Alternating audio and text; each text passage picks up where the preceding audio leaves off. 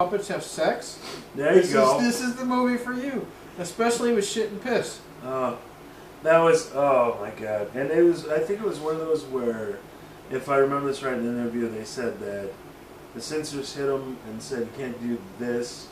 They went back and made it even worse. No, what they said was, if I remember this correctly, it wasn't the violence, it wasn't the language, it wasn't the anti-terrorism, all this. It was puppet sex that they had to cut out of the movie. Which, again, like everything else, like, wasn't gratuitous or realistic. It's too fucking puppets. Well, I saw it in theaters and I have the unrated DVD. Okay. The only thing they literally cut out from the puppet sex scene is the girl gets her face shit on by Gary, and then the girl pisses on his face. Yeah. Everything else, I mean, he's got her bent over, the dresser, and he's, butt fucking her, and every cowgirl, everything.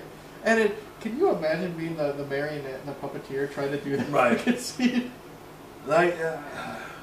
Yeah, and again, applause to the puppeteers, because we give Matt and Trey so much credit, They are in this movie. They are the unsung heroes. But I mean, imagine putting up with that shit and when you go to make a film, they're talking about 14-hour days, 16-hour days of operating fucking puppets and dealing with fucking puppets.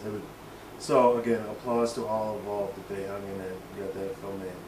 Mm-hmm. This came out right at 2004, right before the elections. Mm-hmm. And there was a big deal about how, oh no, this is going to swing the elections. And it's like, no, it's not. Yeah. Like if you're gonna watch it, it's not something where you're gonna change your mind about being a liberal or change your mind about being a conservative. Mm-hmm. It's like they shit on everybody as they always do. Yeah. No one is safe, and that's what's great. Yes. I remember seeing this in theaters with my brother. And what was funny is we had the entire room to ourselves. Oh, nice. Until this elderly couple walked in. And I'm saying like late 60s, early 70s, and me and my brother are looking at each other like, why are they, do they know what they're getting into? Okay, but what was the reaction? The reaction was me and my brother were the only ones laughing, and I think they left within 45 minutes. Which is 40 minutes longer than I was surprised. Did you expect? What the fuck did they think they were getting into with Team America? Like, did their grandkids go, hey, grandma and grandma, you should go see that movie? Like, it's got puppets. It's got puppets that fuck. Like, was it, like, why? It's like, my grandma, God bake her soul in hell, once said that people didn't know that Blazing Saddles was a comedy. Yeah. How do you not, in the opening sequence, like, how do you not hear that song and go, oh, it's a joke? Yeah. How do you not get that? How people didn't know it was a comedy? They just thought it was a bad western, apparently. So, retards, plenty of them. But Team America, fuck yeah. Thumbs up, fuck yeah. Fuck yeah. Literally, you know what?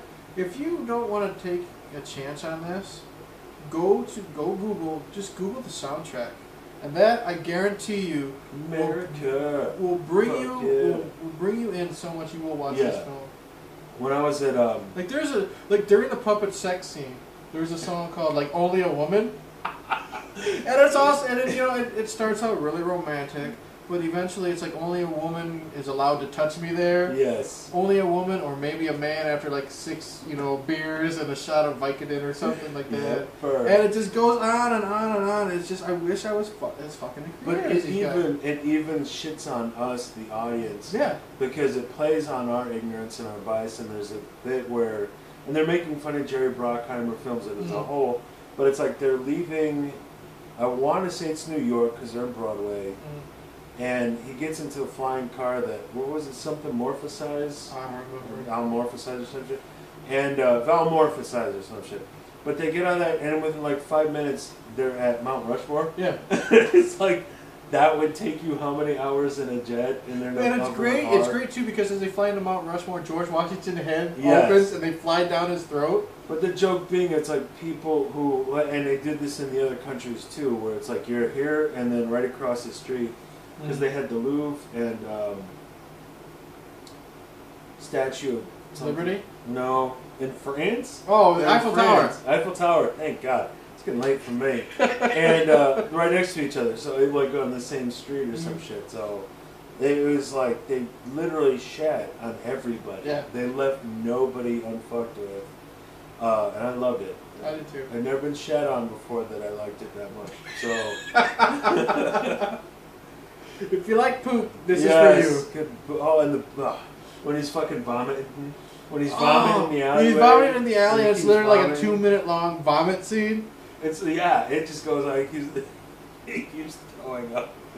And it's like, again, like we were saying in the other video, when you anything Trey and Matt do, and you try to describe it to other people who don't know, it sounds like the dumbest fucking thing, but it always works. They take the dumbest fucking thing and they make it work. If we didn't draw you in with the poop and the puppet sex, I think the puke scene will win. He just vomits, and how do you explain it? He vomits a lot, but he vomits. And then cue up the music, and the music gets more dramatic as he's just hurling like crazy.